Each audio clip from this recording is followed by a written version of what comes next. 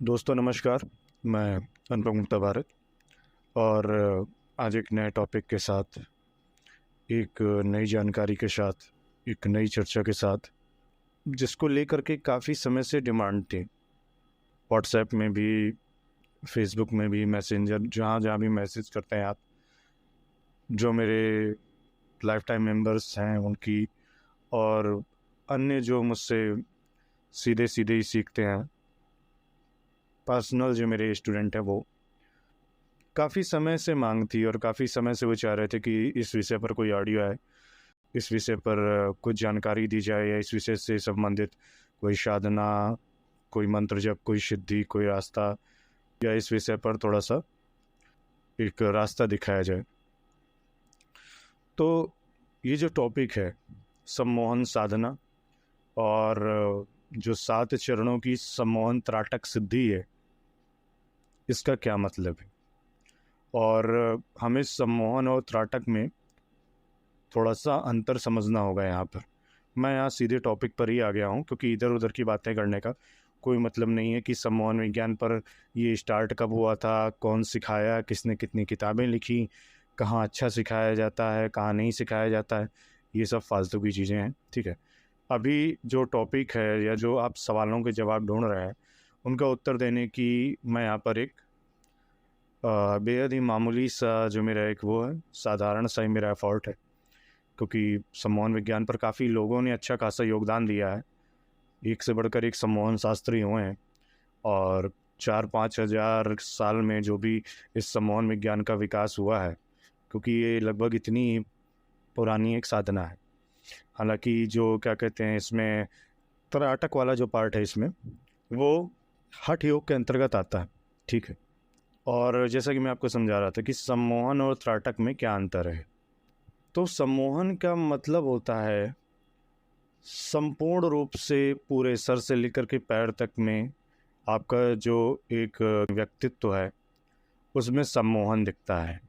ठीक है, और जो त्राटक होता है, त्राटक का मूल उद्देश्य एकाग्रता पाना होता है।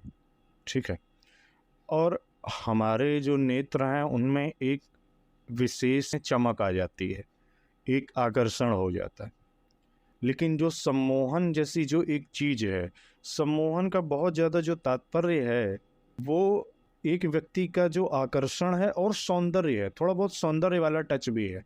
क्योंकि जितने भी देखने में क्या कहते हैं स्मार्ट लोग हैं, सुंदर स्त्रियां हैं, सुंदर मेल हैं, सुंदर फीमेल हैं, उनमें हम देखते हैं एक नेचुरल क्या कहते हैं सम्मोहन की स्थिति है।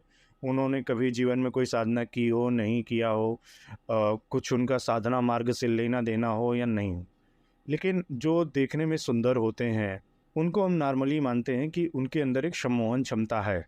लोग आकर्षित होते हैं, सभी उनके क्या कहते हैं व्यक्तित्व को देख करके वशीभूत हो जाते हैं कि वो व्यक्ति काफ़ी सुंदर है या वो स्त्री काफ़ी सुंदर है। ठीक है, और जो त्राटक वाली स्थिति है, त्राटक की जो स्थिति है, उसका मूल उद्देश्य जो है वो आपको एकाग्रता देना है। त्राटक आपको सौंदर्य नहीं दे सकता है। आप अगर काले रंग के हैं तो काले रंग के ही रहेंगे त्राटक सिद्धि के बाद भी। हाँ, आपका व्यक्तित्व चेंज हो जाएगा, लेकिन वो चेंज कहाँ से होगा? भीतर से चेंज होगा। क्योंकि जो एकाग्रता है वो क्या कहते हैं आपके कोई बाहर की चीज़ नहीं है। एकाग्रता आपकी आंतरिक चेतना वाली चीज़ है। आप अगर एकाग्र होकर ध्यान लगाने लग गए, ध्यानस्थ होने लग गए, ये एक आंतरिक विषय है। बाहर घूम रहे व्यक्ति को ये जरा भी नहीं एहसास होगा कि आप ध्यान भी करते हैं या आपकी एकाग्रता इतनी ज़्यादा है, उसको कोई मतलब नहीं है आपकी एकाग्रता से, क्योंकि एकाग्रता हमारा अपना एक प्राइवेट चीज़ है, हमारी एक प्राइवेट साधना है, एक सिद्धि है वो हमारी, कि हम किसी विषय पर इतना एकाग्र हो जाते हैं और नहीं, या इतना नहीं हो पाते हैं, या हम अपनी स्टडी में इतनी देर एकाग्र रहते हैं, इतनी देर एकाग्र नहीं रहते हैं। तो जो मैं समझाना चाह रहा हूँ कि सम्मोहन और त्राटक में जो अंतर है वो आप काफ़ी हद तक समझ गए होंगे। ठीक है, और काफ़ी ये भी दिक्कत रहती है कि लोग सम्मोहन और त्राटक को एक ही मानते हैं कि त्राटक नहीं हुआ तो सम्मोहन नहीं होगा, सम्मोहन नहीं होगा तो त्राटक नहीं होगा। नहीं, ऐसा नहीं है। सम्मोहन काफ़ी मायनों में डिफरेंट चीज़ है। सम्मोहन ऊपर से नीचे तक, सर से लेकर के पैर तक का आपके अंदर का एक आकर्षित करने की जो क्षमता है उसको सम्मोहन कहते हैं। और जब आप उस व्यक्तित्व को देख करके एकदम से स्तंभ रह जाते हैं, स्तंभित हो जाते हैं, तो उसको कहते हैं कि आप सम्मोहित हो गए। ठीक है। और रही बात, हम जब इसकी बात करते हैं, त्राटक की अलग अलग चीज़ें हैं, अलग अलग विधियां हैं। त्राटक के अलग अलग, छाया त्राटक भी है, और लौ पर भी त्राटक होता है, अग्नि पर भी त्राटक होता है, शीशे को भी सामने रख के त्राटक हो सकता है, एक चार्ट में जब आप एक डॉट बनाते हैं तो भी मतलब त्राटक होता है। और उस त्राटक में भी काफ़ी सारा कन्फ्यूजन है, डिवीजन है। तो अभी तक जो मैंने आपको जानकारी यहाँ तक जो आपको क्या कहते हैं समझाया है, उसमें आपको ये समझ में आ गया होगा कि सम्मोहन ऊपर से लेकर नीचे तक आपको एक डिफाइन करने वाली चीज़ है। और जो त्राटक है वो एक आंतरिक सिद्धि है, अपनी अपनी एकाग्रता को, अपनी आत्मशक्ति को, अपनी प्राण शक्ति को ज़्यादा से ज़्यादा इंक्रीज करने का जो एक माध्यम है उसको त्राटक कहा जाता है। ठीक है। और दोनों में अंतर है। लेकिन सम्मोहन विज्ञान की जब हम बात करते हैं, पूरा सम्मोहन विज्ञान वो जिसमें हम स्टेज वाला भी हिप्नोसिस है, क्लिनिकल वाला भी हिप्नोसिस है, हिप्नोथेरेपी है, जब हम उसकी बात करते हैं तो भी वहाँ पर भी ऐसा है कि ज़रूरी नहीं है आपको त्राटक सिद्धि हो। जैसे कि जो क्या कहते हैं पाश्चात्य वाला है, वेस्टर्न कंट्रीज में जो त्राटक सिद्धि का वहाँ कोई खास कॉन्सेप्ट नहीं है, वहाँ कोई खास जोर नहीं है। वेस्टर्न में भी मैंने जो वहाँ जा कर के जो हिप्नोटिस्ट देखे, वहाँ की भी जो हिप्नोथेरेपी सीखी, जो वहाँ भी बारीकियाँ समझी, उसमें भी उनका जोर त्राटक पर नहीं है। त्राटक को वो योग का हिस्सा मानते हैं, जो कि वाकई योग का ही हिस्सा है एक। लेकिन जो उनकी अपनी एक हिप्नोथेरेपी है, या जो हिप्नोटिज्म के माध्यम से जो वो थेरेपी देते हैं, या हिप्नोटिज्म के माध्यम से जो भी स्टेज शो करते हैं, उसमें वो अपनी इस सिद्धि का उपयोग नहीं करते। उनको जैसे कि कोई ये वाली सिद्धि नहीं होती त्राटक वाली। उन्होंने हिप्नोथेरेपी को, यानी जो लेवल 1 है हमारी त्राटक साधना का, लेवल 1 को ही बार बार यूज करते रहते हैं। और वो बार बार यूज करते करते इतना स्ट्रांग हो जाता है और उनके अंदर इतना कॉन्फिडेंस आ जाता है कि वो किसी भी माध्यम को हिप्नोटाइज करने में सक्षम हो जाते हैं।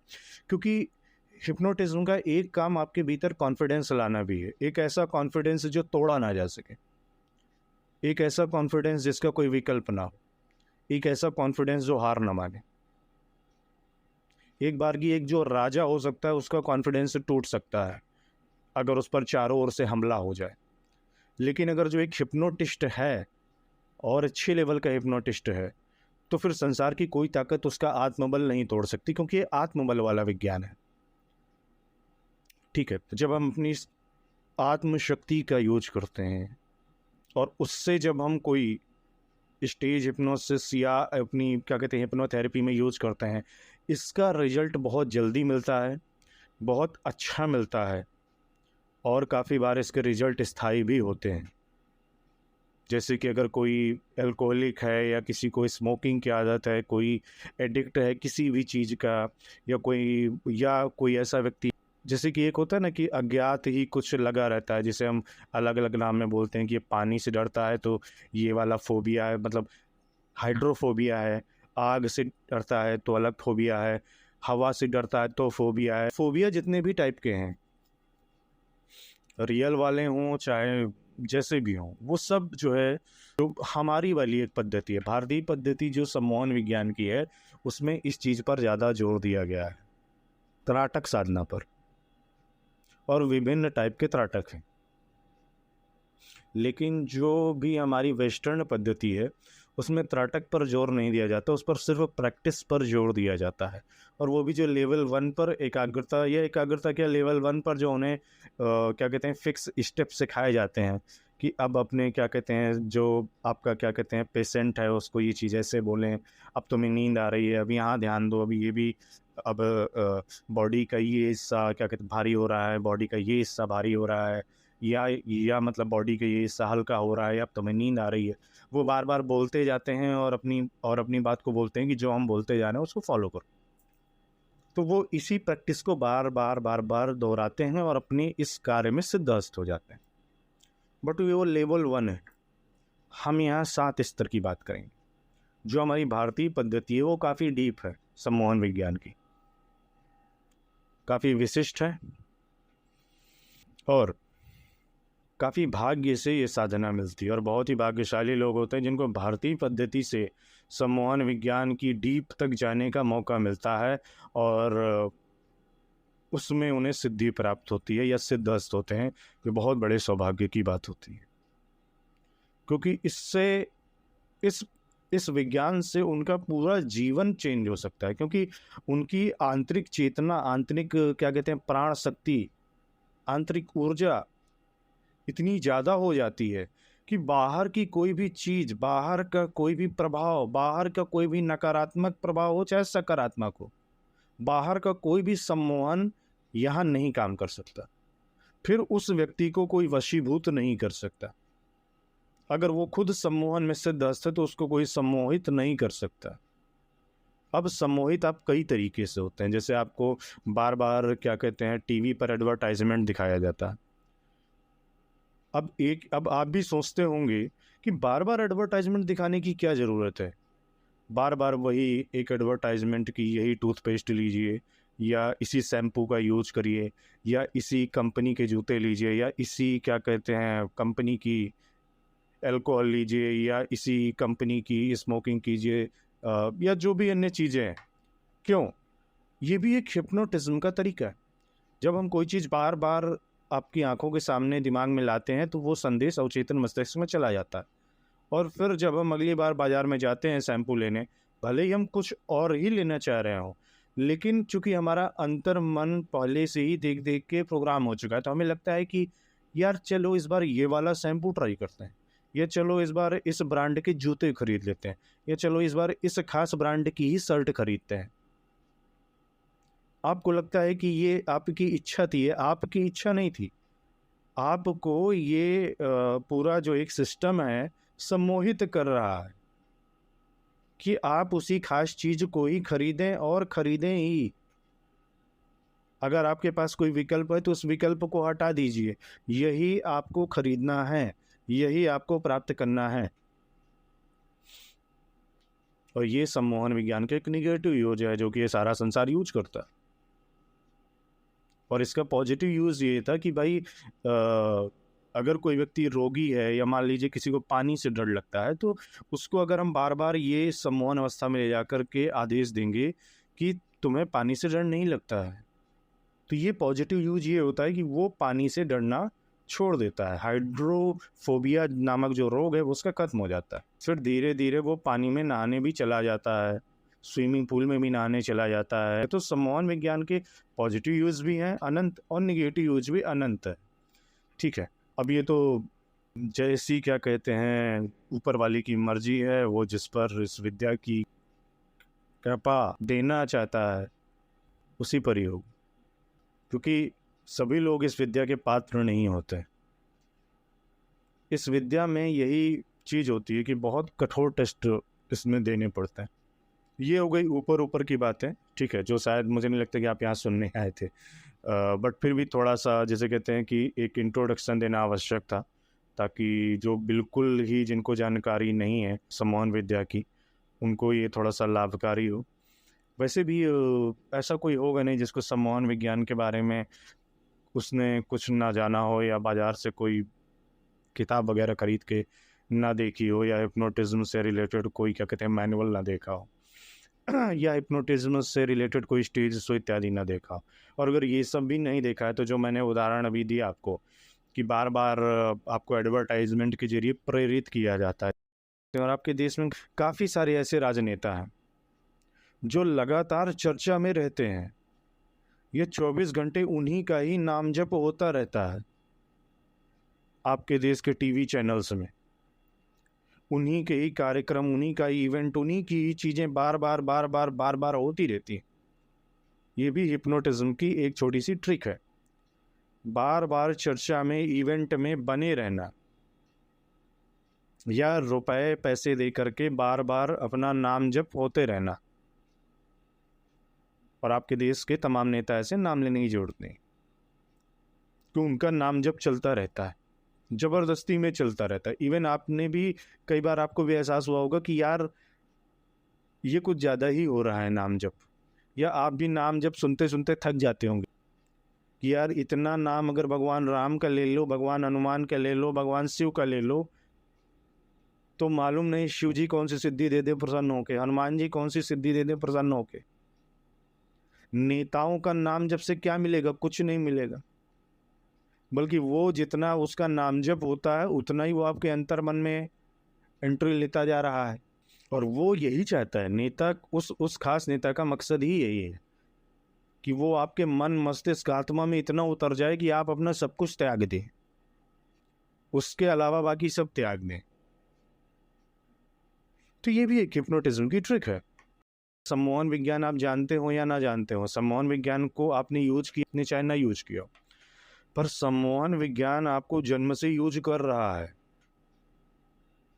खास ब्रांड का ही क्या कहते हैं आपको वो दिया जाता है दूध पाउडर बचपन से, खास ब्रांड की ही दवाइयाँ और इंजेक्शन, खास ब्रांड का ही मतलब हॉस्पिटल में ही आपको एडमिट होना है, खास ब्रांड की ही दवा लेनी है, खास ब्रांड के ही स्कूल में जाना है, इंग्लिश मीडियम ही बेस्ट होता है। अगर आप अपने जीवन को गौर से देखें तो देखा जाए तो आपके जीवन का जो भी फैसला है वो आपका फैसला था ही नहीं कभी। और वैसे भी जीवन के स्टार्टिंग पॉइंट में हम अपने फैसले लेते ही नहीं है, क्योंकि हमारे फैसले हमारे माता पिता लेते हैं। लेकिन उसके बाद भी जब हम अपने आप में इंडिपेंडेंट हो जाते हैं तब भी हम कहाँ अपने फैसले ले रहे हैं, तब भी हम कहाँ फैसले ले पा रहे हैं। और अगर आप अपने जीवन का बारीकी से अनुभव और अध्ययन देखेंगे तो यही पाएंगे कि आप लगातार हिप्नोटाइज्ड अवस्था में ही जी रहे हैं। यही नहीं, अगर आप उस डिसीजन को बदलना भी चाहेंगे कि नहीं मैं इस बार वो शैम्पू नहीं खरीदूंगा, मैं इस बार उस ब्रांड की जूते नहीं खरीदूंगा, मैं वो शर्ट खरीदूंगा नहीं वो वाली, चाहे कितनी भी अच्छी रही हो खराब रही हो। लेकिन फिर भी जब आप और किसी दूसरे ब्रांड का या कंपनी का कुछ भी लेने जाएंगे तब आप ये पाएंगे कि आपने भले ही कितना विल पावर से खुद को समझाया हो, लेकिन फिर भी अगर आप ले भी लेते हैं दूसरे ब्रांड का तो भी आपके मन में एक अजीब सी बेचैनी रहेगी, आपको संतुष्टि नहीं रहेगी। आप उस नई खरीदी हुई चीज़ पर लगातार अविश्वास करते रहेंगे। जैसे एक साबुन का उदाहरण देता हूँ कि अगर आप हमेशा वही साबुन लेते रहें जिसके लिए आप हिप्नोटाइज्ड हैं, ठीक है, लेकिन अगर आपको लगा नहीं अब मुझे हिप्नोटाइज्ड अवस्था की साबुन नहीं लेनी है, मैं अपनी मर्ज़ी से अच्छी साबुन लूँगा जो मेरे बॉडी और स्किन के लिए ज़रूरी है, और फिर आप एक नया ब्रांड ले लेते हैं और लेके आते हैं। बट फिर भी जब आप नहाते हैं या जब आप उसको लेके आते हैं, लेके आने से नहाने तक आपको एक अजीब सी बेचैनी रहती है उसको यूज़ करने में, एक मानसिक सुकून नहीं होता है कि नहीं मैंने वो पिछला हिप्नोटिज्म अपना तोड़ दिया, अब मैं किसी भी किस्म की साबुन को यूज़ करने के लिए स्वतंत्र हूँ। लेकिन नहीं, जब आप नया साबुन लेते हैं तब भी आपके मन में कोने में बेचैनी चलती है उस साबुन को लेकर के। और अगर गलती से उस साबुन से नहाने के बाद कहीं भी पूरे शरीर में कहीं भी एक गलती से एक दाना भी निकल आया हो, और अगर उसमें उस साबुन की गलती भी ना रही हो, क्या पता इतना ज़्यादा टेम्परेचर इस वजह से हो गया हो, कुछ चोट लग गई हो या किसी मच्छर ने काट लिया हो पर आपका ध्यान ना गया हो तो वहाँ दाना हो गया, बट आपका पूरा फोकस उस साबुन को जाएगा ये इसकी वजह से हुआ है, मुझे इस साबुन से एलर्जी हो रही है, मुझे इस साबुन को उठा के फेंक देना है, मुझे ये यूज ही नहीं करनी है चाहे ये कितनी महंगी आई रही हो, मैं वही अपना पुराना ब्रांड यूज करूँगा, बस यार वो सबसे अच्छी चीज़ है। और ये भी आपके साथ कई बार हो चुका है, और काफ़ी बार अगर उस साबुन की वजह से भी दाना निकल आता है तो ये साबुन के प्रति आपका एक नकारात्मक बिहेवियर है जो आपके अंतर मन ने आपकी स्किन में उन दानों के रूप में प्रकट किया हुआ है, क्योंकि आपका अंतर मन बेचैन है, आपका अंतर मन पिछला सम्मोहन नहीं छोड़ना चाह रहा है, और फिर वो आपके शरीर में ऐसी घटना घटित करता है जिससे आपको दाना होता है, और फिर आप उस साबुन को फेंक देते हैं कितना भी महंगा हो, क्योंकि आप कंफर्ट जोन में ही रहना चाहते हैं। ठीक वैसे ही आपका अवचेतन मन भी वो भी कंफर्ट जोन ही चाहता है। क्यों कंफर्ट जोन चाहता है? क्योंकि एक बार जो हिप्नोटाइज हो चुका है तो वो हिप्नोटाइज ही रहना चाहता है, उससे बाहर निकलने में उसको उलझन है, तकलीफ है, विद्रोह है। तो ये हिप्नोटिज्म का एक उदाहरण था जो हम एडवर्टाइजिंग के फील्ड में देखते हैं। और सिर्फ एक एडवर्टाइजिंग ही नहीं, राजनीति है वो भी आपको हिप्नोटाइज करती है। हमें ही वोट दीजिए, हम ही कुछ करेंगे, अन्यथा कोई कुछ नहीं करेगा। हम अगर नहीं रहेंगे तो पूरा देश जल के राख हो जाएगा। वो भी फिर दूसरी पार्टी आती कहती हमें वोट दो, नहीं तो पूरा देश जल के राख हो जाएगा। सब हिप्नोटाइज करने की कोशिश कर रहे हैं।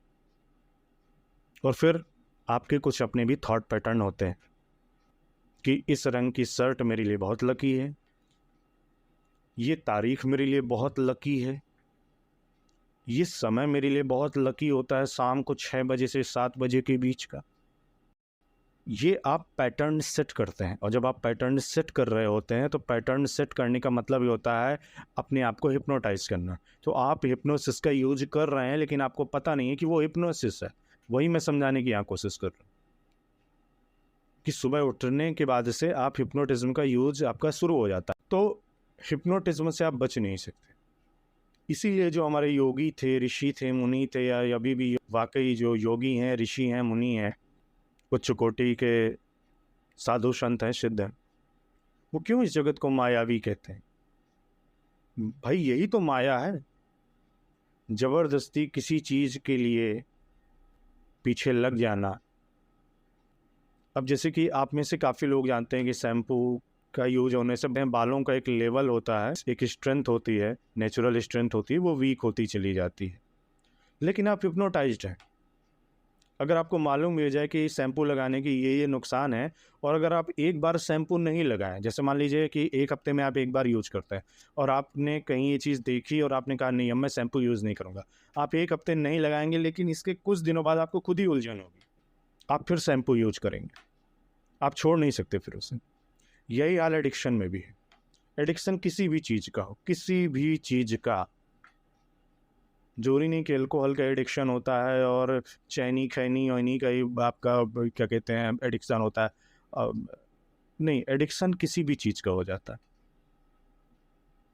जहाँ भी किसी चीज़ की साइकिल रिपीट होती है वहाँ पर हमारा एडिक्शन अप्लाई हो जाता है, और उसी को हम क्या कहते हैं कि इस चीज़ का हमारे दिमाग में पैटर्न क्रिएट हो गया है। और जब किसी चीज़ का पैटर्न क्रिएट हो जाता है तो हम उस चीज़ के लिए हिप्नोटाइज हो जाते हैं। जैसे कि जो बंदा अल्कोहलिक है, शाम को 6 बजते ही वो संसार के किसी भी कोने में किसी भी समस्या से जूझ रहा हो, बट उसका पूरा ध्यान ठेके पर अपने आप ही पहुंच जाता है। बात किसी से भी हो रही होगी, जल्दी जल्दी वो बात निपटाएगा अपनी, चाहे कितनी इंपॉर्टेंट बात हो। वो हिप्नोटाइज्ड है ठेका जाने के लिए। सुबह उठने पर रोज अफसोस भी होता है, लेकिन शाम को 6 बजते ही फिर वही पैटर्न रिपीट होता है। और जैसे ही ये प्रक्रिया होती है, इसको हम कहते हैं कि व्यक्ति हिप्नोटाइज्ड है या हिप्नोसिस स्थिति में है। तो यहाँ पर ये भी एक जो आपका डाउट है वो टूटता है कि हिप्नोटिज्म हमेशा नींद से होता है या हम नींद में ले जाके सब कुछ करेंगे। अरे भाई, आप कोई शैम्पू का ब्रांड देख रहे हैं, जूता है उसका ब्रांड देख रहे हैं, नींद में आप थोड़ी देख रहे हैं। खुली आंखों से हिप्नोटाइज्ड हो रहे हैं आप। सोचिए कितना एक संगीन वाकया है जो आपके साथ होता रहा है पूरे जीवन भर। वो जो ज्ञानी हैं, जो विद्वान हैं, उन पर इन एडवर्टाइजमेंट का असर नहीं पड़ता। ऐसा नहीं है कि वो लोग साबुन से नहाते नहीं होंगे या वो नहाना धोना छोड़ चुके होंगे, सब कुछ करते हैं। जो चेतनावान लोग हैं, जिनकी चेतना जागृत है, वो आपको अगर जानना हो कि कोई व्यक्ति चेतनावान है, जरूरी नहीं कि जो साधक हो वही चेतनावान हो सकता ना, कोई भी चेतनावान हो सकता। जो चेतनावान है वो इस तरीके की किसी भी हिप्नोटिज्म के बीच भी रहकर भी वहाँ से अछूता रहेगा। वो भौतिक वस्तुओं को उतना ही उपयोग में लाएगा जितना उसकी आवश्यकता है। अगर उसको क्या कहते हैं आज के युग में क्या कहते हैं गाड़ी होना ज़रूरी है, तो चुपचाप एक 2 व्हीलर ले लेगा। उसको दुनिया का कोई भी एडवर्टाइज और होर्डिंग और कुछ नहीं। वो बस इतना देखेगा कि मुझे एक क्या कहते हैं बाइक लेनी है और इतने पैसे चाहिए मुझे। उतने पैसे होने के बाद वो वहाँ से बाइक लेगा और थोड़ी बहुत बातचीत करके काम कर लेगा। पर उसके दिमाग में टेनिस मैच नहीं चलने वाला कि अंतिम समय तक यार लाल वाली सही है कि सिर्फ नीली वाली सही है, कि क्या करूं क्या ना करूं, इसको आधे में लाल कर लेते हैं, आधे में ये कर लेते हैं।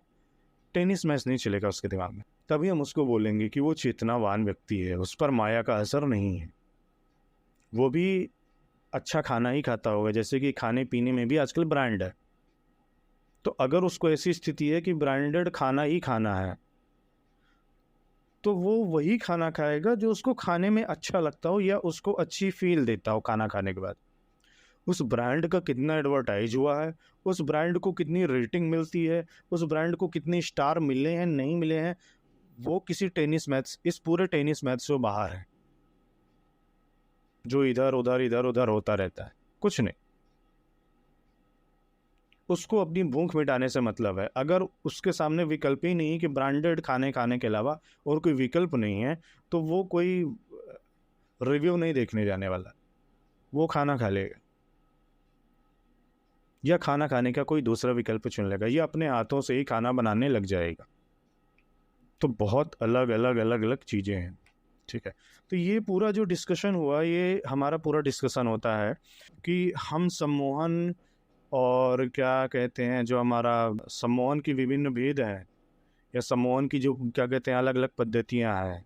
जैसे कि हमारी भारतीय पद्धति है वो आंतरिक रूप से ज़्यादा काम करती है, और जो पाश्चात्य पद्धति है वो ऊपरी तौर पर ही रहती है, डीप में नहीं उतरती, योग की उस स्थिति पे नहीं जाती है जो हमारी भारतीय सम्मोहन विद्या है, ठीक है। अब बात कर लेते हैं सम्मोहन विद्या के अलग अलग चरणों की। जिन 7 चरणों की बात हो रही थी, आप भी सोच रहे होंगे कि मैंने इतना लंबा ऑडियो क्यों खींचा, लेकिन वही कि समझाना बहुत ज़रूरी था। क्योंकि सम्मोहन को आप सिर्फ ये नहीं समझ सकते कि ये त्राटक, अगर आप ये जानना चाह रहे हैं कि फलाने त्राटक अच्छा है कि फलाने त्राटक है, तो ये वो ऑडियो नहीं है। मैं यहाँ इस एक ऑडियो में सारे टॉपिक जितने भी हैं, जितने भी सवाल जवाब हैं, वो सारे कवर कर लेना चाहता हूँ। अब मैं यहाँ ये नहीं मतलब एक एक उठा रहा हूँ कि इसने ये सवाल पूछा है तो ये जवाब है। जो सवाल हैं सभी का पूरा एक सारांश निकाल के, और फिर जो मैं फाइनल जो मुझे लगा कि ये चीज़ चैनल करके बोलनी चाहिए, वो मैं बोल रहा हूँ। तो सम्मोहन का जो एक इफ़ेक्ट है, जो प्रयोग है, जो एप्लीकेशन है, वो आपने देखा कि किस तरीके से आपके जीवन में है, जब से आपने जन्म लिया है तब से लेकर के आज तक। और सम्मोहन की व्यवस्था हमारे समाज में भी होती है कि ये वाले लोग तो ऐसे ही हैं, इस तरीके के लोग ऐसे ही हैं, यहाँ जाने वाले लोग तो ऐसे ही होते हैं, है ना, समाज में भी ऐसे। तो ये हम एक सामाजिक हिप्नोसिस में भी है, एडवर्टाइजमेंट वाले भी हिप्नोसिस में है। तो एक काफ़ी माया में उलझे हुए लोग हैं। लेकिन क्या करें, मजबूरी है, जीना तो इसी समाज में ही है, रहना इसी समाज में ही है, सफल भी इसी समाज में ही होना, पैसे भी इसी समाज में ही कमाने हैं, ठीक है। तो ये हमने यहाँ पर समझा कि सम्मोहन का कितना ज़्यादा विस्तार है। हमने वो विद्या सीखी हो, नहीं सीखी हो, नहीं अप्लाई की हो, नहीं जानते हैं, नहीं वशीभूत हुए, ना किसी को वशीभूत करने की कोशिश किया, लेकिन आप वशीभूत तो होते रहे हैं हर दिन, हर पल, हर मिनट, किसी न किसी चीज़ से, और उसका रिजल्ट भी आपको देखने को मिलता है। क्यों आप बहुत जल्दी किसी चीज़ से ऊब जाते हैं? इसीलिए ऊब जाते हैं क्योंकि आपके माइंड में दूसरी चीज़ के लिए प्रोग्रामिंग शुरू हो जाती है, तो आप पिछली चीज़ से ऊबना शुरू कर देते हैं। तो सम्मोहन का विस्तार आपने जाना। अब हम बात करते हैं कि सम्मोहन के जो अलग अलग 7 चरण होते हैं और उनसे जो अलग अलग सिद्धि होती है, और उनमें जो क्या कहते हैं अलग अलग किस्म का हम जो त्राटक प्रयोग करते हैं, और जो उनसे क्या कहते हैं रिजल्ट निकल के आता है। अब देखिए, जो लेवल 1 होता है, इसमें लेवल 1 वाला तो सम्मोहन आपने देखा ही है, ठीक है। जैसा कि मैंने बताया कि जो वेस्टर्न कंट्री वाले हैं वो वही यूज करते हैं कि सामने वाले को क्या कहते हैं ट्रांस में ले जाना, नींद में ले जाना, और उनके माइंड को धीरे धीरे धीरे धीरे प्रोग्राम करना, ठीक है। अब किसी की कोई ख़राब आदत है, लत है, तो उसको छूटने में टाइम लगता है। वो टाइम लेते हैं कि हमें 21 दिन या 30 दिन या 40 दिन लगेंगे, आपको डेली आना है, डेली की फ़ीस इतनी है। तो वो लेवल 1 का हिप्नोसिस होता है। या लेवल 1 का हिप्नोसिस ये कि आप अगर सौंदर्यवान हैं तो आपकी ज़रूरत से ज़्यादा चाहने वाले होंगे और जानने वाले होंगे। भले ही वो लोग आपको अच्छे लगे ना लगे, लेकिन आपको जानने वाले तमाम लोग होंगे क्योंकि आप एक सौंदर्यवान व्यक्ति हैं, ठीक है। तो ये एक लेवल 1 की सिद्धि होती है। इसमें सिद्धि की आवश्यकता नहीं होती, लेकिन एक लेवल 1 का जो एक आकर्षण है, अगर आप सिंपल भी कोई त्राटक साधना करते हैं, ध्यान करते हैं, या थोड़ा सा भी पूजा पाठ करते हैं, चालीसा वगैरह करते हैं, तो भी आपके ऑरा में एक क्या कहते हैं तेज आने लगता है। इसको हम बोल सकते हैं कि लेवल 1 की सिद्धि है, कि लोग आपके तेज से प्रभावित होते हैं। ये लेवल 1 की सिद्धि है। लेवल 2 की जो सिद्धि होती है वो काफ़ी सारे त्राटक करने के बाद आती है। ओरल 2 की जो त्राटक सिद्धि होती है उसमें कम से कम हमें, जो मेरा अनुभव है, क्योंकि हर किताब में लिखा हुआ है कि 32 मिनट का क्या कहते हैं होना चाहिए त्राटक, किसी में लिखा है 45 मिनट का त्राटक होना चाहिए। बट मेरा जो अनुभव है और जो मेरा जो कुछ स्टूडेंट थे जिन्हें मैंने सिखाया है, अनुभव यही हुआ है कि 60 मिनट तक बिना पलके झपकाए अगर त्राटक हो जाए तो वो एक त्राटक आपको सिद्ध हो जाएगा। 60 मिनट तक पलकें नहीं झपकनी चाहिए, तभी उसे त्राटक सिद्धि मानी जाएगी। और वो लेवल 2 की त्राटक सिद्धि होती है।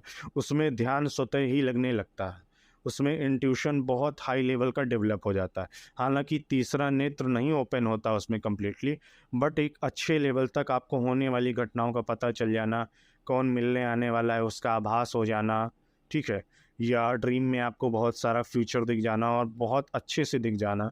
काफ़ी बार टाइम भी दिख जाता है कि इस समय पर ही ये घटना होगी, और फिर थोड़े ही समय बाद उस खास समय पर ही वो घटना घटित हो जाती है, और फिर आप आश्चर्यचकित हो जाते हैं कि ऐसा कैसे हुआ। तो ये लेवल 2 की सिद्धि होती है।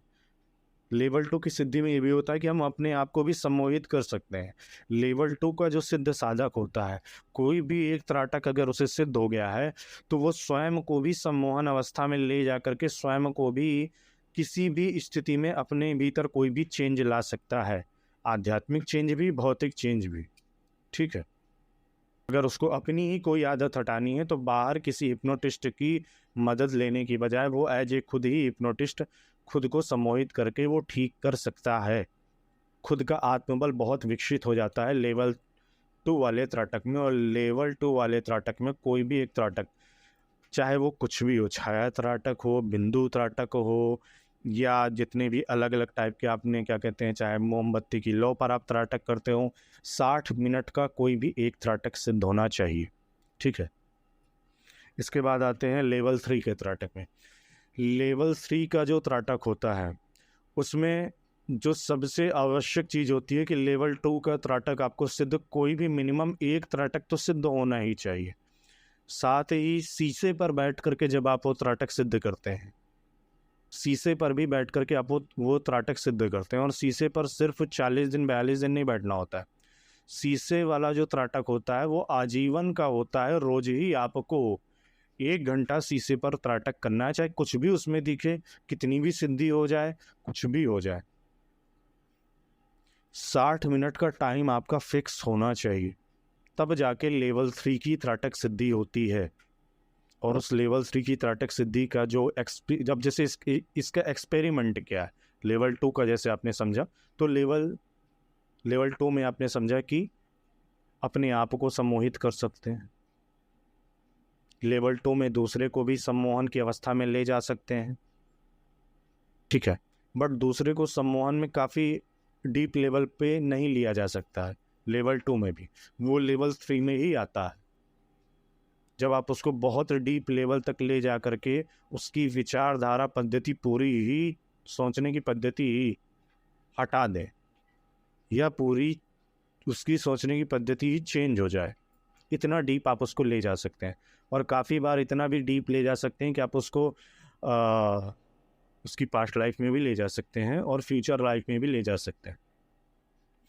अब इसको पास्ट लाइफ रिग्रेशन से कंफ्यूज मत कीजिएगा, क्योंकि वो लेवल 1 वाले हिप्नोसिस में करने की कोशिश होती है, और इसलिए पूरी जानकारी नहीं आ पाती उसमें पास्ट लाइफ की, न फ्यूचर की।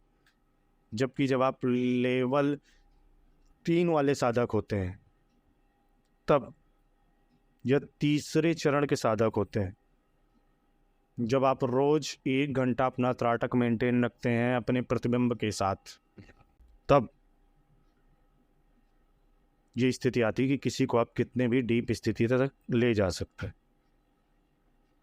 और इसका एक और उपयोग है, अगर आपको कोई मंत्र नहीं सिद्ध हो रहा है, या किसी मंत्र को आप सिद्ध करना चाहते हैं तो उस मंत्र को अपने सामने लिखिए, और जो त्राटक सिद्धि आपको हो चुकी होगी, एक वाली त्राटक सिद्धि लेवल 2 वाली और लेवल 3 वाली जो त्राटक सिद्धि हो चुकी होगी, उसके बाद जब वो सिद्ध हो जाए, रोज 1 घंटे आंखें ना बंद हो इस तरीके से, तब दूसरे लेवल में जब आप मंत्र लिख करके सामने उसको 60 मिनट यानी पूरे 1 घंटे तक देखते रहेंगे, उस पर त्राटक करेंगे, जब तीसरे चरण में आकर जब आप लिखे हुए मंत्र पर त्राटक करेंगे तो वो मंत्र वो 1 घंटे में सिद्ध हो जाएगा। वो मंत्र आपके आत्मा में, आपकी रूह में, आपके कण कण में समा जाएगा।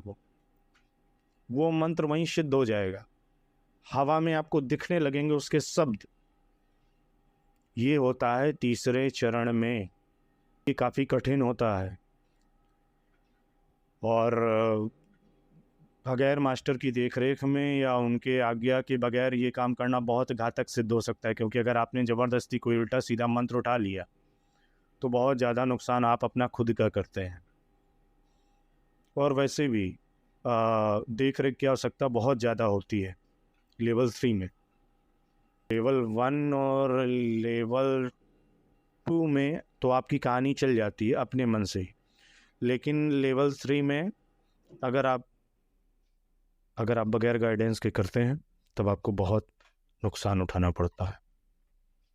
खैर, लेवल 3 के बाद ही शुरू होता है शक्तियों का, जो लोग मिस यूज करते हैं वो लेवल 3 के बाद ही करते हैं सम्मोहन में।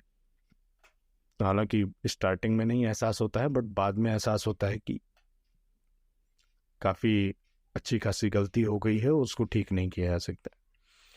ठीक है, लेवल 4 की बात अब हम करते हैं। लेवल 4 में क्या होता है? लेवल 4 में जैसे जैसे त्राटक का अभ्यास आपका बढ़ता चला जाएगा, लेवल 4 में अग्नि पर त्राटक करना होता है।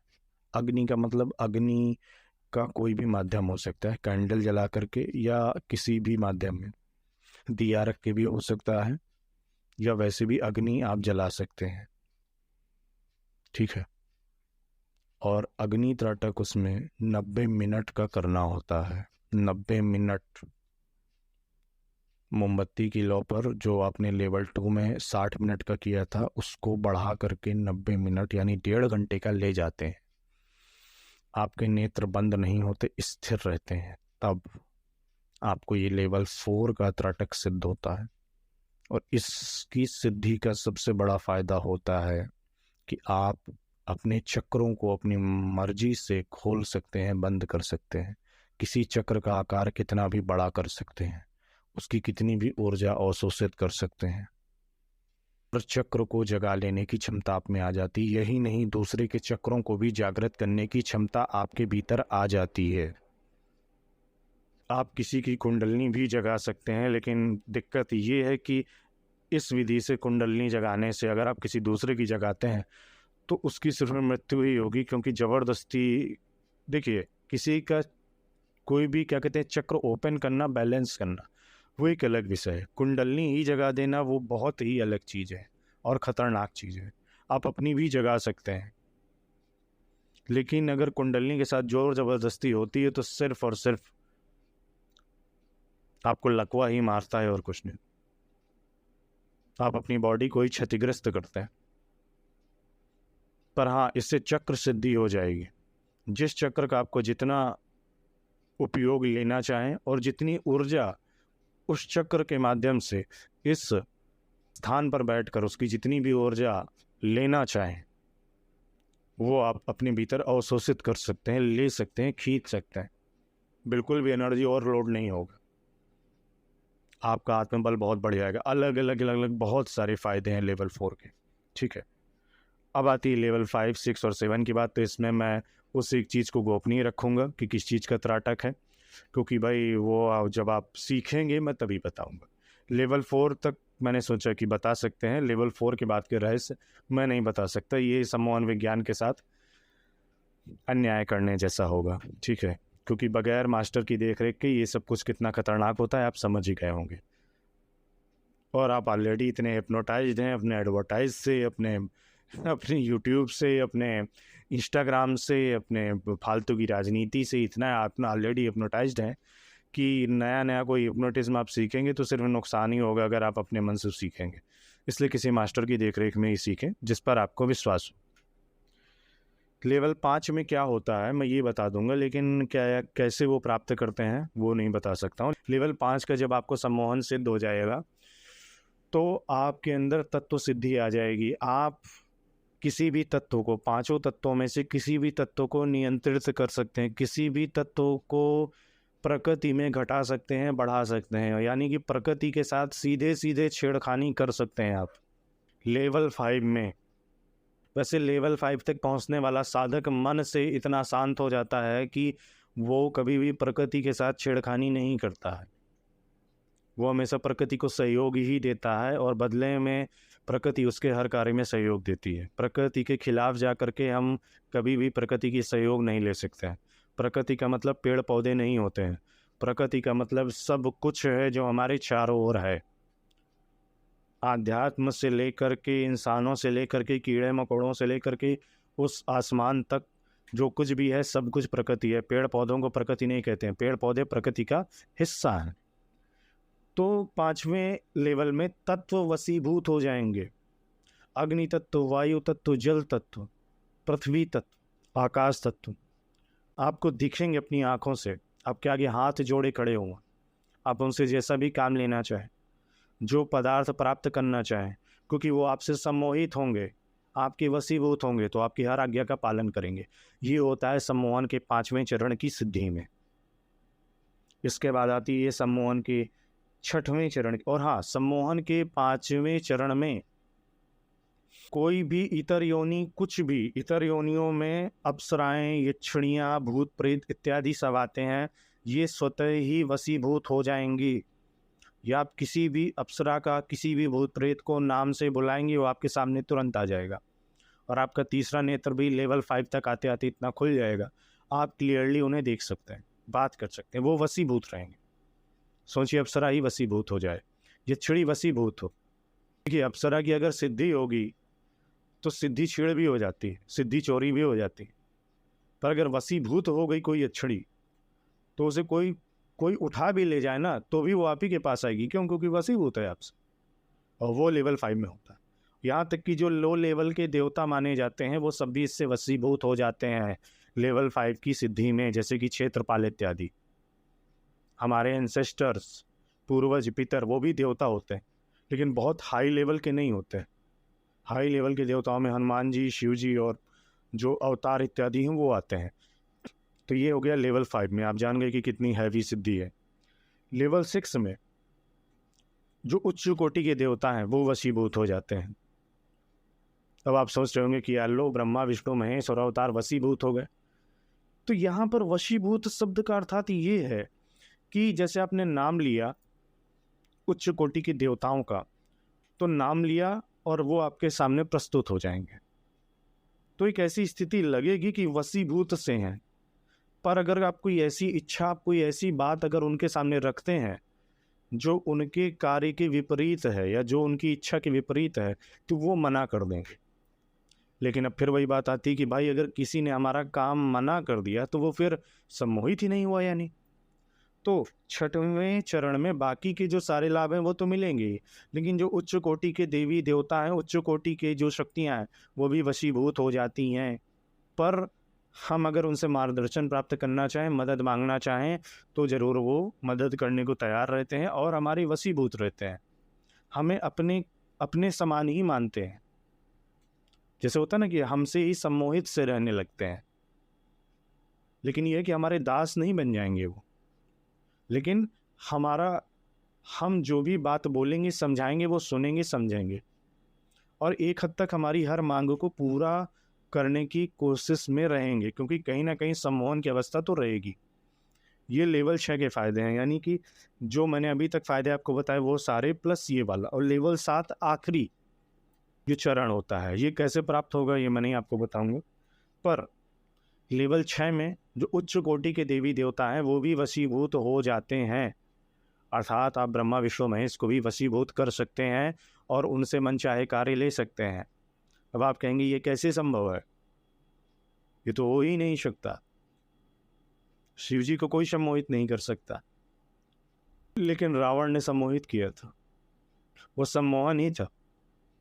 शिव जी भले ही बाद में नाराज तो रहते थे काफी रावण से, लेकिन रावण 7वें चरण का सिद्ध साधक था। कितना भी नाराज हो, शिव जी को हर गलत सही कार्य के लिए मना ले जाता था। इतना मना ले गया कि भगवान शिव जी चलने को भी तैयार हो गए कि चलो मैं कैलाश छोड़ करके लंका चलता हूँ तुम्हारे साथ। ठीक है, बाद में विष्णु जी ने जो लीला खेली वो बात अलग है, लेकिन शिव जी का तैयार हो जाना क्या संभव है? तो अगर रावण 7वें चरण तक पहुंच सकता है तो फिर, क्योंकि वो भी एक इंसान था, हम उसे कुछ भी संज्ञा दें, असुर था, फलाना था, ये था, वो था, अधर्म था, कुछ भी था, ठीक है, था तो साधक ही। खैर, जो उच्च कोटि के ऋषि हैं, साधु संत हैं, उनके पास ये 7वें चरण की भी सिद्धि होती है और संपूर्ण चराचर जगत वशीभूत रहता है। भगवान कृष्ण के पास ये सिद्धि थी, आज भी है। और अब आप सोच रहे होंगे कि अरे नहीं, भगवान कृष्ण ने मुझे कहाँ सम्मोहित किया, मैं तो उन्हें मानता ही नहीं, मैं तो मंदिर में नहीं आता, मैं तो कुछ भी नहीं आता। ठीक है, ठीक है, नहीं है, कोई बात नहीं, लेकिन सोचने वाली बात है कि ऐसा क्यों है कि उस व्यक्ति को गए हुए 5300 वर्ष हो चुके हैं और उसके नाम पर जितना व्रत, उपवास और क्या कहते हैं, डीजे, नाच गाना, रास लीला और पता नहीं क्या क्या नहीं हो रहा है भगवान कृष्ण की। किस तरीके से लोग ढूंढ रहे हैं, मूर्ति से ही मूर्ति ले आते हैं। अगर नहीं कोई मिल रहा है शादी को, श्री कृष्ण की मूर्ति शादी के लिए, श्री कृष्ण को ही हस्बैंड मान लिया, श्री कृष्ण को ही अपना सब कुछ मान लिया। तो सामान्य स्थिति में लगेगा कि अरे यार अजीब पागल आदमी है। जैसे तमाम स्त्रियां हैं, खासकर फॉरेन में, भगवान कृष्ण को ही हस्बैंड माने हुए हैं, उनके लिए अलग से रूम है, उनकी वहाँ उस रूम में मूर्ति लेटी रहती, मूर्ति ही है वो, असली नहीं, मूर्ति है, लेकिन उसके लिए वो असली है। क्यों? सम्मोहित है वो। जो व्यक्ति कार्य करके अपना 5300 वर्ष पहले जा चुका है, 5000 वर्ष बाद कोई इष्ट माने हैं, कोई पति माने हैं, कोई उसकी दासी बनी है, कोई उसकी राधा बनी घूम रही है, कोई कुछ बनी घूम रही है, कोई कुछ है, कोई कुछ और भक्त बना हुआ है। क्या है ये? सम्मोहन ही तो है। सम्मोहन, मोहन के समान, मोहन यानी कृष्ण के समान हो जाना, इसलिए नाम दिया गया सम्मोहन। तो ये 7वें चरण की सिद्धि होती है। अब आप बोल रहे होंगे मैंने यहाँ तक समझा दिया, मैंने तो जिक्र नहीं किया सूर्य त्राटक कैसे करें, चंद्र त्राटक कैसे करें, मूर्ति त्राटक कैसे करें। तो भैया आपने किताब में जब कुछ सब कुछ देख लिया, पढ़ लिया है, तो यहाँ जानने की क्या ज़रूरत थी? यहाँ मैंने वो जानकारी दिया है जो सवाल उठ रहे थे लोगों के, और जो इन्फॉर्मेशन मैं दे सकता था। चाहता तो पूरी दे देता, लेकिन फिर भी लेवल 4 तक की इन्फॉर्मेशन देने की मुझे ऊपर वाले से इजाज़त थी। अब भैया मैं ऊपर वाले से सम्मोहित हूँ तो मैं क्या करूँ? मेरे ऊपर भी एक ऊपर वाला है जिससे मैं सम्मोहित रहता हूँ। उसने जब मुझसे कहा कि मैं लेवल 4 तक का बताऊं कितना क्या त्राटक करना है, क्या हो जाएगा, तो मैंने बता दिया। फिर मैंने कहा कि भैया मेरे जो फॉलोअर हैं वो लेवल 4 तक नहीं मानेंगे, उन्हें पूरा इन्फॉर्मेशन चाहिए। तो उन्होंने कहा कि पूरा इन्फॉर्मेशन दे दो लेकिन पद्धति नहीं बताओगे। मैंने कहा ठीक है, ऑडियो में तो मैं इतना ही बता सकता हूँ। हाँ, अगर आप मुझसे सीखते हैं तो ज़रूर मैं आपको 7वें चरण तक ले जाऊँ। और जिन लोगों को त्राटक करने में दिक्कत होती है, आंखें कमज़ोर हैं या अन्य कोई समस्या है, जैसे बैठ नहीं सकते हैं, भाई 1 घंटे त्राटक करना है, 1 घंटे बैठना होगा कम से कम, तो काफ़ी सारे उपाय हैं उनके। बगैर 1 घंटे बैठे भी त्राटक में वृद्धि की जा सकती है, त्राटक की वो क्षमता पाई जा सकती है जो 1 घंटे में आ सके। उसके लिए खास मंत्र होते हैं, लेकिन हाँ, थोड़ा बहुत तो बैठना पड़ेगा ही आपको। 10-15 मिनट तो बैठने की आदत होनी चाहिए। अगर आसन में नहीं बैठ सकते हैं तो चेयर टेबल पर तो बैठना ही होगा, ताकि आप सामने प्रतिबिंब रख के, शीशा रख के प्रतिबिंब पर, या क्या कहते हैं, मूर्ति पर, या किसी लौ पर, मोमबत्ती की लौ पर आप जो है त्राटक कर सकें। एक खास मंत्र होगा जो आपको दे दिया जाएगा और उस पर त्राटक करते हुए वो आपको वही 1 घंटे 2 घंटे वाला सारा लाभ देगा। मेरी पद्धति में आप जानते ही हैं कि मैं जितना भी क्या कहते हैं रफ़ एंड टफ काम होता है, मैं उसको जितना क्या कहते हैं बाईपास करने की कोशिश करता हूँ। और वो चीज़ जब मैं स्वयं पर आजमा लेता हूँ, उसके बाद ही मैं लोगों को सिखाने का सोचता हूँ, तो मुझे उस चीज़ पर सफलता प्राप्त हुई। अब आप ये पूछोगे क्या शिव जी सम्मोहित हो गए आपसे, कृष्ण सम्मोहित हो गए क्या, आप 7वें चरण में हैं कि कहाँ हैं? तो यार भैया इतना है कि मैं भगवान से जो बात रखता हूँ, भगवान मेरी बात मान जाता है, तो भाई अब मैं क्या मानूँ? यार ठीक वैसे ही बात है, आपने किसी से कोई बात रखी, वो बात आदमी मान गया कि आज यहाँ नहीं यहाँ जाना है, चलो ठीक है हम अपना वो वाला काम छोड़ते हैं, तुम्हारे साथ चलते हैं। तो क्या है, क्या बोलोगे उसको कि यार वो बंदा सम्मोहित है आपसे? ठीक है, मैं अपने इष्ट देवी देवताओं से जो मांगता हूँ वो मुझे दे देते, तो होंगे सम्मोहित। लेकिन हाँ, यही एक दिक्कत है कि मैं कोई चीज़ क्या कहते हैं क्लेम नहीं करता हूँ, तो मैं यहाँ कोई क्लेम नहीं कर रहा हूँ कि मैं कौन से लेवल में हूँ, कोई मतलब नहीं है उसका। अगर मैं ये सब कुछ जानता हूँ तो जाहिर सी बात है कि कुछ ना कुछ तो प्राप्त किया ही हुआ है, वरना यहाँ तक का ज्ञान कैसे प्राप्त होता लेवल 7 का। और फिर रही बात कि बाकी सारे लोग क्या कहते हैं सम्मोहित हैं, इतर योनियाँ सम्मोहित हैं या नहीं है, तो जब मेरे इष्ट देवी देवता से मैं जो भी बात रखता हूँ वो मान जाते हैं, इतर योनियाँ भी मान जाते हैं, भूत प्रेत भी मान जाते हैं, तो भाई फिर होगी उस लेवल की सिद्धि। लेकिन हाँ, ताल ठोंक कर क्लेम करना, फालतू की हवाबाजी और चर्चा और पब्लिसिटी और फालतू का सम्मोहन क्रिएट करना लोगों में, आप जानते हैं वो सब मेरी आदत नहीं है। जो अगर आप मेरे लंबे टाइम से फॉलोअर हैं तो आप मुझे जानते हैं, ये मेरी आदत नहीं है। ठीक है, जो कुछ भी था बहुत ईमानदार ओपिनियन मैंने अपना यहाँ रखा है, बताया है, अपना अनुभव बताया है। और सम्मोहन में जो आपकी स्थिति है वो बताइए कि आपकी क्या स्थिति सम्मोहन ने की है पूरे जीवन भर, ये भी आपको बता दिया। सम्मोहन में मेरी स्थिति कहाँ है ये भी मैंने बातों ही बातों में आपको संकेत करके बता दिया है। समझदार को इशारा ही काफ़ी है। और जिन्हें सीखना है, जाहिर सी बात है कि अच्छी खासी फीस है इसमें, क्योंकि जिस तरीके की चीज़ें हैं, आउटकम है, आउटपुट है, रिजल्ट है, उस हिसाब से। और अब ये कि किस चीज़ में कितना टाइम लगेगा, तो भाई जो आदमी सीखेगा वो उसको ही मैं बताऊंगा। ठीक है, जो आदमी फीस भरेगा मैं उसको बताऊंगा, जो पूछने आएगा कितने महीने क्या है उसको कुछ नहीं। और हाँ, जो हमारे मेंबरशिप है, हमेशा से उनके लिए हमेशा फ़ायदे की ही चीज़ें होती हैं, उनके लिए मेरी हर विद्या के दरवाजे खुले रहते हैं, और उनके लिए ये विद्या पूरी तरीके से फ्री होगी। लेकिन उसमें भी है कि एक एक स्टेप मैं उनको सिखाता जाऊंगा।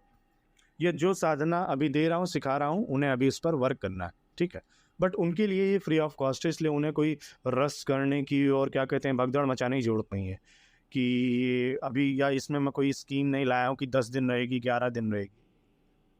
चाहे आप ये ऑडियो 2 दिन बाद सुन रहे हो, 2 साल बाद सुन रहे हो, 2 महीने बाद सुन रहे हो, 6 महीने बाद सुन रहे हो, कभी भी जब आप सुन रहे हो, अगर आप ये चीज़ सीखना चाहते हैं तो आपको एक अच्छी खासी फीस चुकानी पड़ेगी। अलग अलग चरण सीखने हैं, अलग अलग चुकानी पड़ेगी। एक साथ सीखने हैं, एक साथ चुका सकते हैं। मेंबरशिप है आपकी तो 0 रुपये, 0, आपको कुछ नहीं चुकाना है। हाँ, आपको जो प्रैक्टिस दी जाएगी बस उतना ही करना है। तो मैं समझता हूँ यहाँ तक सारी चीज़ें स्पष्ट हैं, जो चीज़ बतानी थी वो क्लियर है, जो डाउट था वो शायद दूर हो गया है। मैं मानता हूँ ऑडियो थोड़ा लंबा हो गया है, लेकिन क्या करें, विषय वस्तु ही ऐसी है कि इस पर मैं अगर 1-1 घंटे के 8-10 ऑडियो और दे दूँ तो भी कम पड़ेंगे। और उम्मीद है कि यहाँ तक चीज़ें आपको समझ में आ गई होंगी। आई होप कि सम्मोहन विज्ञान से रिलेटेड जो आपके डाउट हैं, काफ़ी सारे डाउट आपके दूर हो गए होंगे, और हाँ ये भी यकीन है कि काफ़ी सारे नए डाउट पैदा भी हो गए होंगे। तो जब आप सीखेंगे तब मैं वो डाउट दूर कर दूँगा। बाकी मुझे सीधे तौर पर आ गया है कि मैं ऐसे नहीं सम्मोहन विज्ञान के रहस्य समझा सकता, बता सकता एट रैंडम कि किसी ने कुछ पूछ लिया तो मैं बता दूं, क्योंकि ये विज्ञान या ये सिद्धि है, ये साधना ऐसी है जिसकी की पात्रता बहुत जो है टफ होती है, बहुत टफ होती है, आसान नहीं होती। बाकी सारी साधनाएं, चाहे कोई शक्ति साधना हो या अन्य कोई साधना हो, थोड़े बहुत क्या कहते हैं एफर्ट के बाद आप पात्र हो जाते हैं।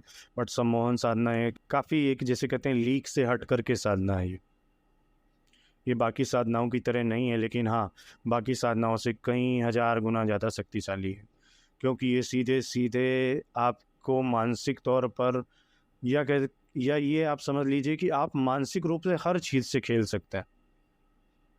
आप मानसिक रूप से कोई भी चीज़ क्रिएट कर सकते हैं, मानसिक रूप से अपनी भी किसी भी समस्या का अंत कर सकते हैं, मानसिक रूप से कोई नई समस्या का जन्म भी दे सकते हैं। तो इसलिए इसमें पात्रता बहुत अनिवार्य होती है, क्योंकि ये पूरी एकदम से पूरा का पूरा मन का खेल है ये।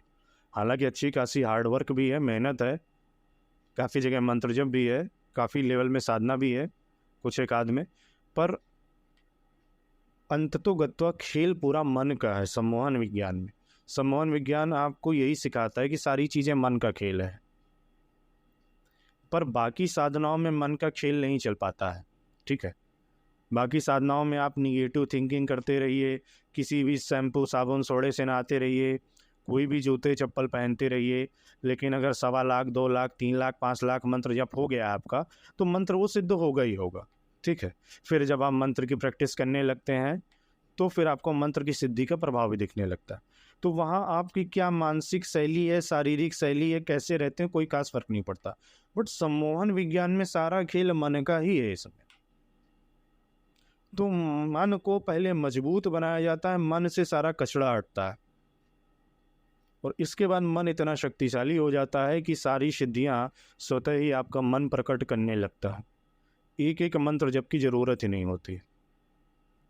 जैसे कि लेवल 3 में मैंने बताया था कि मंत्र को सिद्ध किया जा सकता है त्राटक करके, लेकिन उससे पहले आपको 2 त्राटक सिद्ध होने चाहिए, वो भी पूरे 60-60 मिनट के। लेकिन जब आप लेवल 4 या 5 में आएंगे तब आपको मंत्र पर त्राटक करने की जरूरत नहीं होगी। आप मंत्र को केवल 5-10 बार जपेंगे और मंत्र आपको चारों ओर घूमने लगेगा, आपको दिखेगा। मंत्र के शब्द आपको हवा में दिखेंगे, जैसे किसी ने लिख दिए हों, उनसे रोशनी आ रही होगी, ऊर्जा आ रही होगी। जो आप हॉलीवुड फैंटेसी में देखते हैं वैसा आपको फील होगा, और वो चीज़ आपको दिखेगी, दूसरे को नहीं दिखेगी। वो मंत्र आपको दिखेगा आपके चारों ओर घूमता हुआ, वो मंत्र बोलता हुआ भी दिखेगा, वो मंत्र आपसे आज्ञा मांगेगा कि मुझे कार्य बताइए। वो मंत्र सबसे अपनी वो क्या कहते हैं नंबर 1 पर अपनी जानकारी देगा कि मैं ये काम कर सकता हूँ। फिर मंत्र आपसे आज्ञा मांगेगा और फिर आपकी मर्जी उस मंत्र को जो आज्ञा देंगे या नहीं देंगे। वो मंत्र घूमता रहेगा, और अगर आप मंत्र को बोल देंगे कि तुम्हें घूमना है तो घूमते रहो लेकिन मुझे दिखाई मत दो, तो वो नहीं दिखेगा। यानी सारा खेल मन का है, मन की शुद्धता का है, मन की मजबूती का है, आपकी प्राण तत्व का है, प्राण शक्ति का है, प्राण ऊर्जा का है। और इसलिए बाकी पूरी साधना पद्धति से, मंत्र पद्धति से, हवन पद्धति से, और सारा ये वाली पद्धति की इस दिन, अष्टमी के दिन, सप्तमी के दिन, अमावस्या के दिन, ये साधना, ये यज्ञ, ये पूजा, ये दीक्षा, इन सब से अलग ये पूरा एक सिस्टम है जिसे हम सम्मोहन विज्ञान कहते हैं। और इसीलिए इसमें विशिष्ट पात्रता की आवश्यकता होती है। और उम्मीद करता हूँ कि इस टॉपिक पर जितना मुझे बोलना था, बताना था, समझाना था, मैं समझा चुका हूँ। और अगर आपको मुझसे सीखना है तो आप मुझसे संपर्क कर सकते हैं। और हाँ, अगर आपको सीखना है और आपको फीस नहीं देनी है तो हाँ, आपको लाइफ टाइम मेंबरशिप ज्वाइन करनी चाहिए, और फिर मेरे पास जो भी ज्ञान है वो सब आपके लिए फ्री है। आई होप कि जो आपके डाउट हैं, जो चीज़ें हैं, वो यहाँ तक आपके सारे क्लियर हो चुके। फिर भी कोई डाउट है दोबारा ये ऑडियो सुन लीजिए, और अगर आपको ये पद्धति आपके अनुकूल नहीं लगती है तो किसी अन्य पद्धति को ट्राई करिए अपनी आध्यात्मिक उन्नति के लिए। नमस्कार।